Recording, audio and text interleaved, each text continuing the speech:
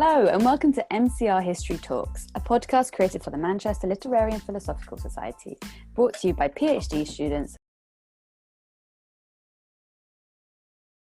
postgraduate network.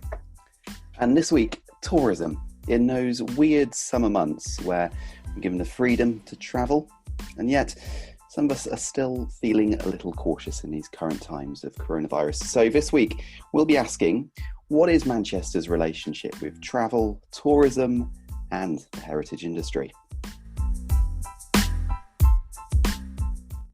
As always, we are recording this with social distancing in place. Adam is in Manchester and I am in London. But lockdown is easing. Today I went to the gym for the first time, and in a couple of weeks I'll be going to Paris. And air travel is becoming a bit more of a possibility after months of seeing the skies basically empty. Airlines and airports are slowly starting to reopen. And we're now getting bombarded once more with emails from, Ryanair and EasyJet about new bargain rates for travel. And Manchester Airport is opening its doors and hoping to return to its status as one of the most popular airports in the UK, welcoming, millions of passengers each year. But that wasn't always the case, was it, Adam? No, it definitely wasn't. And while we might be getting the go to Europe for £29 one-way deals, Manchester's first civic airport was only really established in 1929. And this is born out of a desire for Manchester to have an airport in the years between the wars, so the end of the First World War and the start of the Second World War, that period of development, and the fact that the council owned acres of land on the site next to the present A57, an exciting space just near Wythenshawe. But it tells its history up to the kind of 1960s. So if we just think very quickly then, so the 29th of January 1930, the Barton Aerodrome, Manchester's first airport, was opened. So the Barton Aerodrome is its original name there. But it wasn't really up until 1934 that discussions began with KLM, the airline, about using Barton, the aerodrome there, for international travel. Yeah, so KLM was the national airline for Holland, and Manchester really wanted to be a site for international travel. It didn't want to be national. It wanted to compete with London, basically, as a site for international travel and serve the North and become a key, much more than it was already, like key site in the North as a provincial airport. But KLM, when approached about using the Barton Aerodrome as an airport, there was something about the industrial landscape of Manchester which made it really unappealing. The chief pilot of KLM noted that, taken from the meteorological standpoint, this is the worst flying ground of any known to me in Europe. The surrounding obstructions, such as high tension pylons, high factory chimneys, and high radio masts, make the approaches to the ground very dangerous. Our advice is to the local authorities is not to spend more on this ground, but to try to find a more open ground in the neighbourhood of Manchester. And so that land was at Ringway, which is south of Manchester, which is the current site of Manchester's airport. And that site was earmarked for a new airport. And it was in 1935 that work on that airport site started, and it opened in June 1938. However, during the war, obviously, the airport shut to become a hub of wartime engineering activity. So Adam, what happened after the war then? So after the war, we're going to do a quick rundown, if you like. I thought this is quite a good way of doing it. So we've got extensions, airport extensions. That feels like a very current theme, doesn't it? Runways that were extended into the 1950s and late 1960s, and then also into the early 1980s. The extension in the late 1960s allowed it to take on aircrafts that could fly non-stop to Canada. So if we're thinking of international travel at this point, that's one of those destinations that becomes quite popular. And Manchester was determined to direct some of the attention away from the south and bring continental and transatlantic travel to the north. So this was once again a question of civic identity and continuing themes that we've already talked about, Jess, podcasts before, about Manchester as a place and space, and we'll come on to talk about that a little bit more later on. But by the 1960s then, so package holidays had grown in popularity, which helped boost the importance of regional airports, right across the UK, but also particularly in Manchester, for catering to journeys to Spain and the Mediterranean. Unlike today, no need to, of course, quarantine for 14 days if you go there. But then in 1963, so only 91,666 people were classified under this heading. Which is the package tour. Yeah, heading.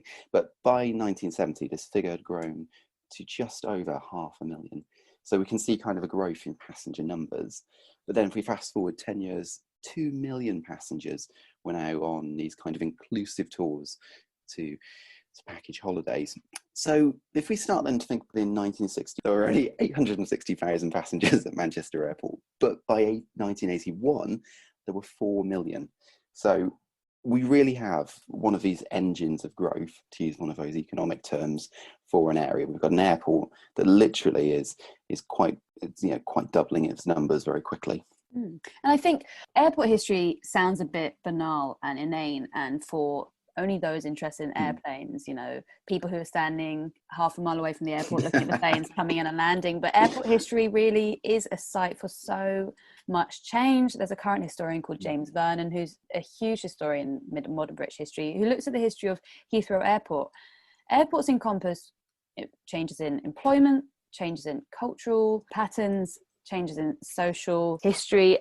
And I think what's really important is that, okay, when Adam, you say there was a huge growth in the number of passengers at Manchester Airport, that's not just a figure. That shows that our relationship with travel changed over 20 years, where it was no longer a habit for the elite to go on holiday, but actually people had more money and people had the freedom to travel. And that's really an important development. Definitely. And I think you can take that as a starting point to think much more broadly about ideas. One of which is really important, I think, Jess, is talking about leisure a little bit. And I kind of wonder, what do you think this tells us about leisure in the post-war period? Well, we know from the immediate aftermath of the war, when there was full employment, by which we mean if you were of the age that you were able to work, you could work. There was a new robust welfare system as well. People had the money. People, not saying people were rolling in it, but it's now known that people had a greater expendable income. There were also younger people also had earning a bit more money, and this disposable income that they weren't spending on their children, they were able to spend on leisure habits. That's why we see an increase in drinking cultures during the post-war period, because people just had more money to spend, and that made travel easier. As more people wanted to go on holiday, the cost of these holidays diminished. So holiday was no longer about traveling. It was about it being a brief leisurely activity that was kind of universal, which really became no longer, as I said, a habit of the wealthier classes, but was possible for a lot of people to do.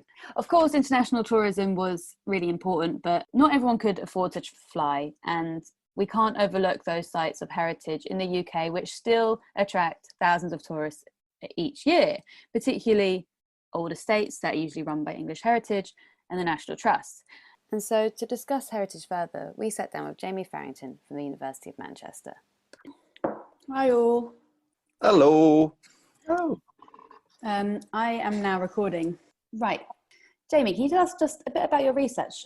Yes, and thank you for having me today, Jess and Adam, and I would love to. So I look at 19th century medical history, particularly looking at the textile industry in Manchester, in the Greater Manchester area, as it is today, and also in the northwest of England in general, so all the way across. And what I'm really interested in, like part of my research is that I'm based with the National Trust at Corbank Mill, and I work with their collection, and I work at the mill to actually try to incorporate medical history into their overall narrative. And that's one part of my thesis. The other part is actually produce a distinct piece of research, actually looking at the medical history of Corbank, which is actually posted from an academic point of view without having the heritage side. So I have two distinct but overlapping areas of thought. And what I'm doing at the moment is actually trying to actually bring these ideas together and actually seeing how we can turn health and well-being into something sustainable that can be offered at Corbank Mill, and actually you can talk about in textile industry completely. So rather than seeing the textile industry as just this industrialization, we can bring the people back in it and actually see it from a health point of view. Yeah. So the reason why we wanted to have you on the show was, while you do look at the history of Manchester, you are very much part of the heritage industry, and you're looking at that aspect as well, aren't you? Yes, I am, indeed. So I guess then, Jamie, you've talked about like how it's distinct in a couple of ways. I wonder if you could just say something about how distinct heritage is for you and what heritage actually means to you as an historian. Oh, so heritage is a great term. I like the word heritage, but it has so many different meanings for different people. So it's when I'm putting my heritage hat on with Quarry Mill, I'm looking at it from a historical property point of view. So I'm looking at how Quarry Bank and the National Trust can actually take the history of a site and actually conserve it and then present it and create new narratives to actually attract visitors from all around to actually talk to them about their own culture, their own past. Because many people that visit Quarry Bank are from the local area too.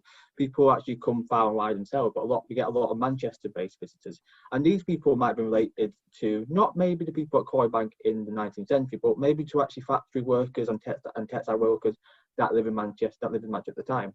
So what we find is we try to encourage these people to actually understand this industrial heritage, understand their own history, and try to actually make connections with them now, as with them in the past, but also try to think about how their lives today have been impacted by the industrialization.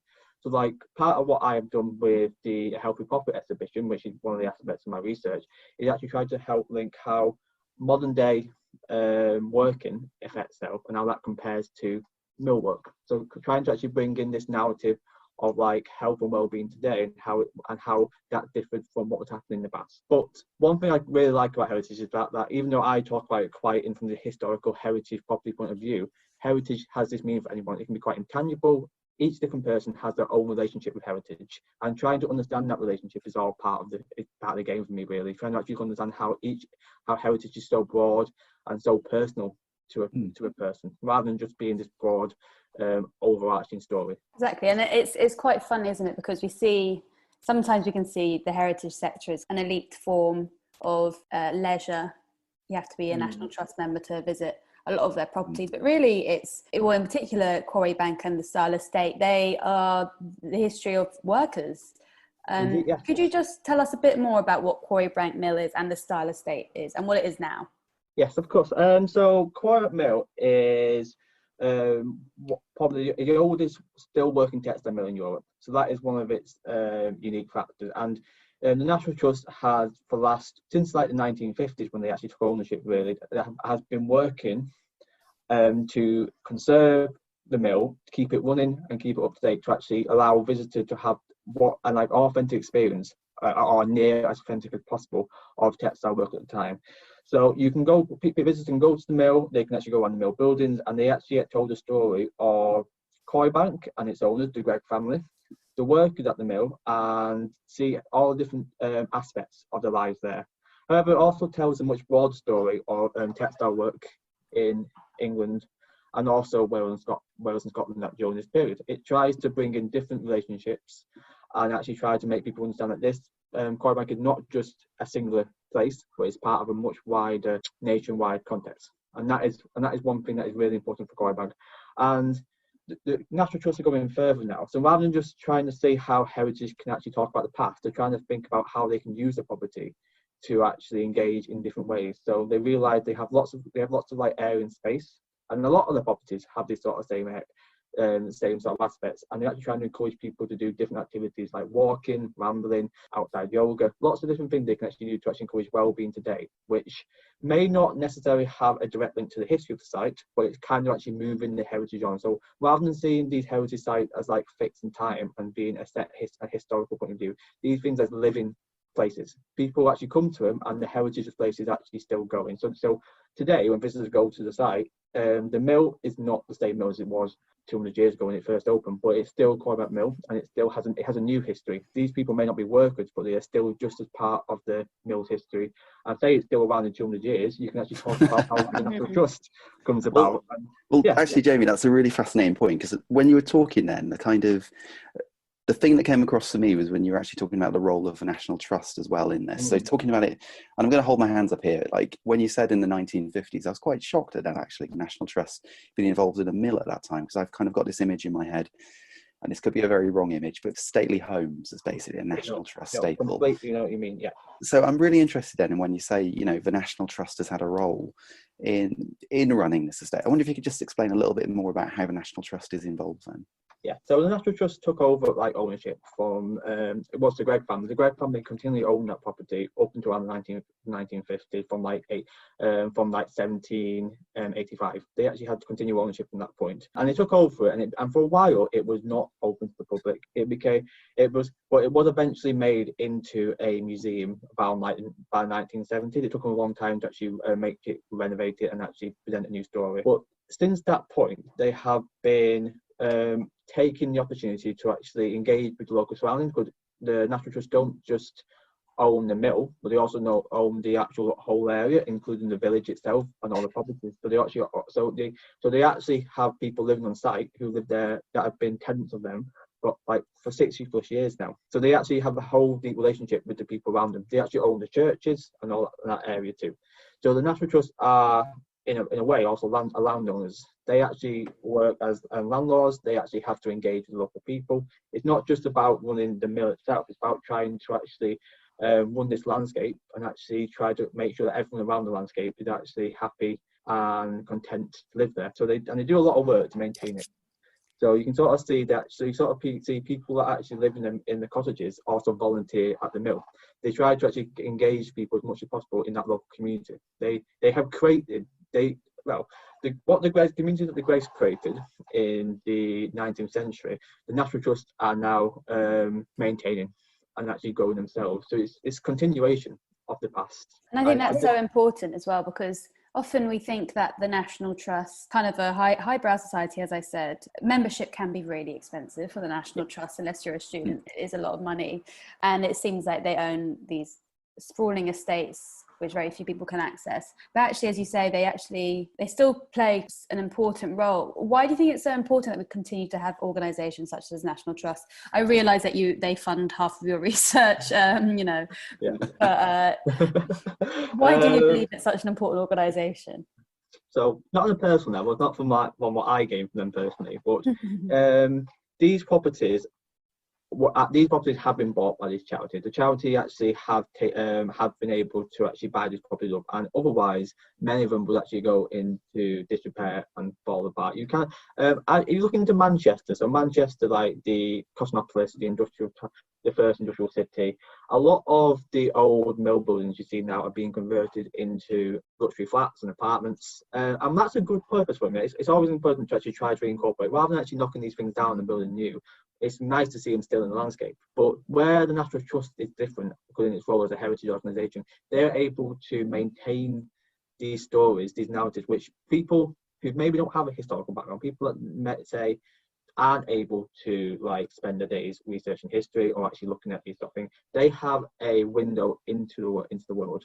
And I admit that the paywall is not something I would be fully supportive of. I understand why they need it, because obviously they are a charity and they actually get a lot of their funding from their members to actually maintain the services they provide.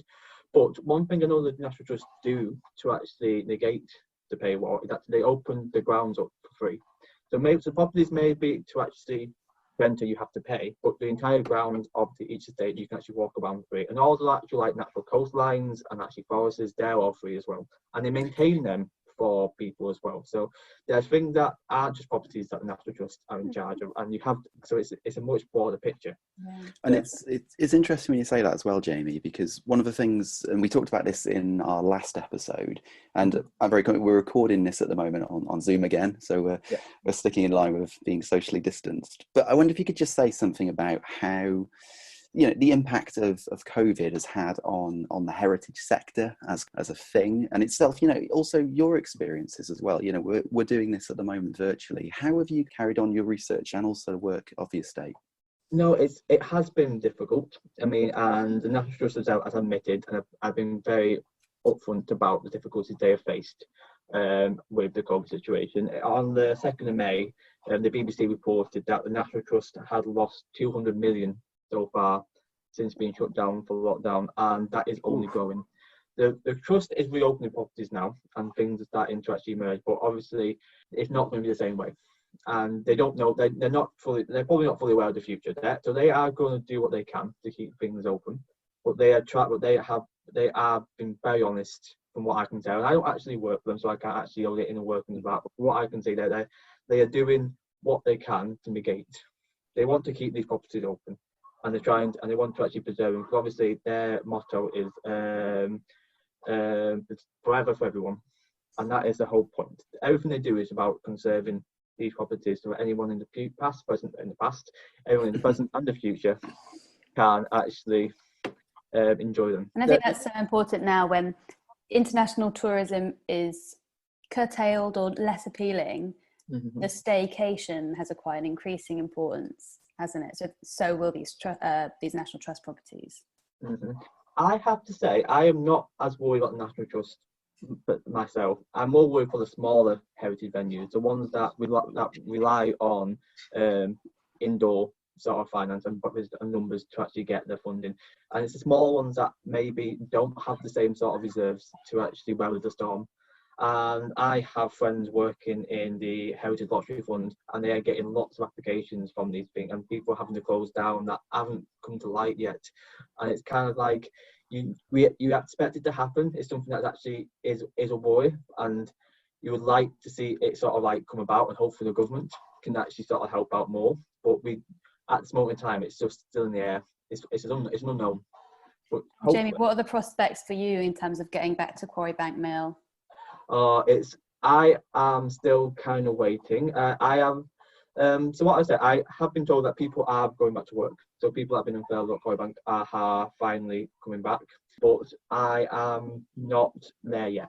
So I'm hoping in the next couple of months I might actually get permission to actually go back, or even have a bit more contact. But right now it's just a bit more in the air. So I am a bit uncertain, I have to admit. But fingers crossed, I'm optimistic. Yeah, it will get there. Okay, Jamie, that's really interesting. Thank you so much. That's Jamie Farrington, who's a PhD student with the University of Manchester, talking about the Quarry Bank Mill. And it's interesting there that Jamie talks about kind of staycations, Jess, and the ideas of staying at home as a form of tourism, the holiday in your own country, essentially.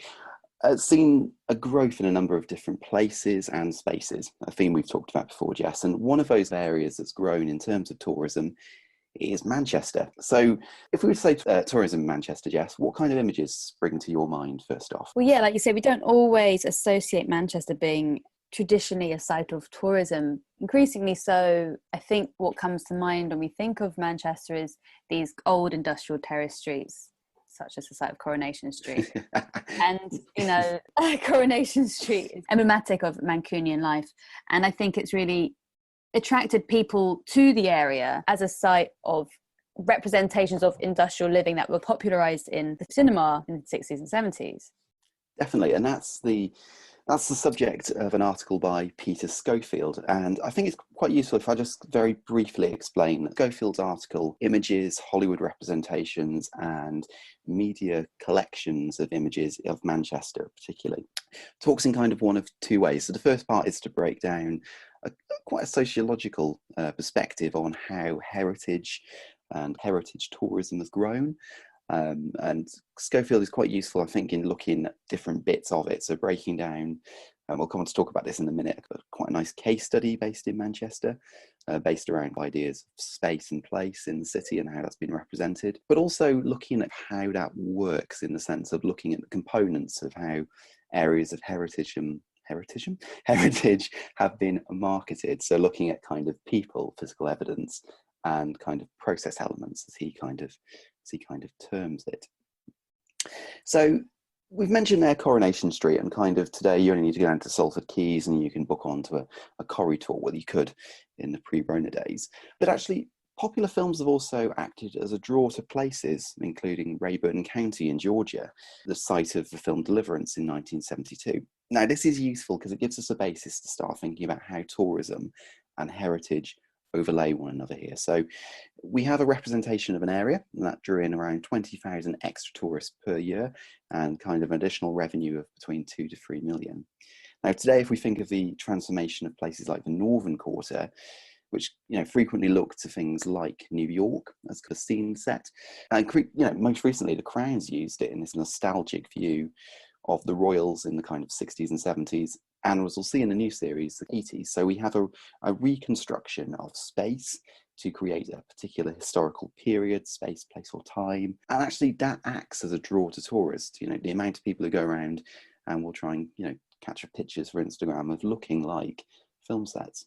And I think there's a really important point to be made about nostalgia, which not only runs through historic representations of the North, but in cultural representations of the North. And like you say, on social media, we see images of Manchester as representing this lost sense of local, small-scale living, which is being wiped out.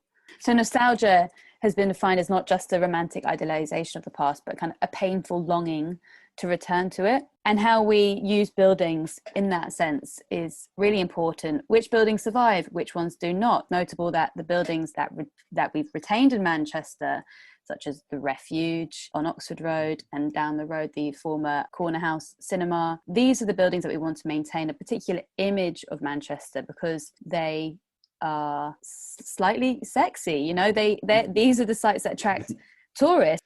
Yeah, so I think, the kind of ideas that get captured in, essentially a heritage of ideas, really, in a weird way.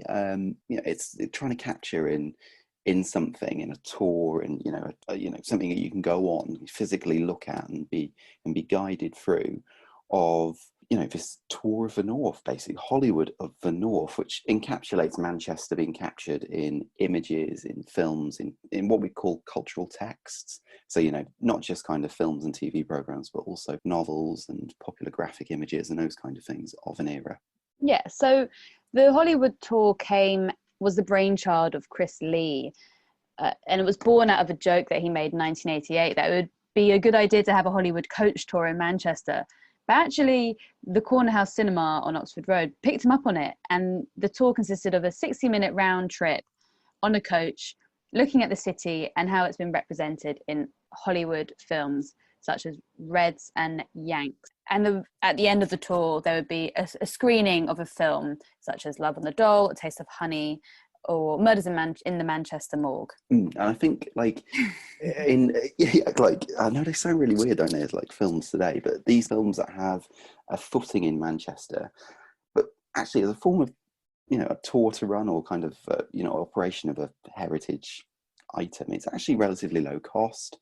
And run out of, the tour itself was run on a 12-seater minibus driven to locations. And it's kind of marketed as all year round because, you can do it pretty much come rain or shine, quite helpful in Manchester. And, in Lee's kind of construction of this, it was very much a tailored product.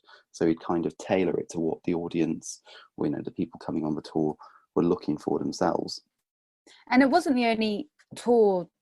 At the time, Granada were also running a tour of their own studios based on soap-themed breaks, such as television weekends or soap and grease paint weekends that would allow people to look around the studios of Granada.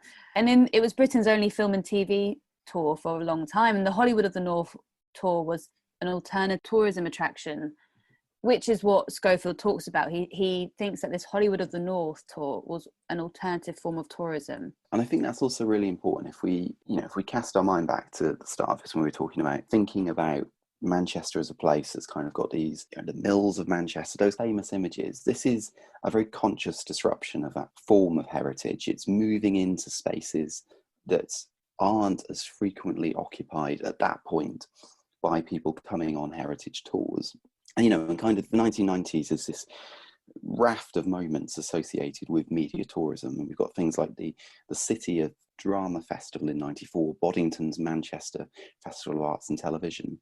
And this is really effectively driving tourism to Manchester with a heritage lens applied to it, but not consciously going for that same heterogeneous experience. And in doing so, I think it also kind of fractures and opens up new ways about thinking about different histories of the self, populist kind of perspectives, feminist, the things that we've talked about before, Jess, in terms of how history is so diverse. And I think this is a really good way in which people were starting to engage in history in a different way. And I think there's something to be said about layers. So the three things that we've spoken about today are all tied up with Manchester and how we see Manchester's industrial past always flits in and out. It was what prevented KLM from choosing Manchester Barton Aerodrome as a site. it was also Manchester's industrial heritage is the focus of the style estate. And then finally, it's images of Manchester's industrial past that are what appealing people to explore Manchester as a tourism site. And it just kind of goes to show that tourism isn't really a universal experience, but it really shifts according to where and when you go and visit these places. I think that's my main takeaway from kind of delving into the history of tourism. I completely agree. And I think like another good way I've kind of thought about it is maybe to think that history and heritage is, and we talked about this a little bit with Jamie, as something distinct from history itself, but actually its tentacles are reaching everywhere. And I think thinking about tourism, the summer holiday, the break, the getaway, there is so much more that we can think about in how history and heritage operates in that very layered way about us essentially recreating the past. And I think tourism is a really good way to think about those ideas of history and heritage. So thank you, Jamie, for taking part in this week's podcast. And obviously, thank you, Adam, for providing me with your digital company. Thank you, Jess. Always a pleasure. And don't forget to tune in to our next podcast. We'll be talking about, you ready for it? Drinking cultures. So we have been the University of Manchester History Postgraduate Network for the Manchester Literary Philosophical Society. Bye-bye. Bye-bye.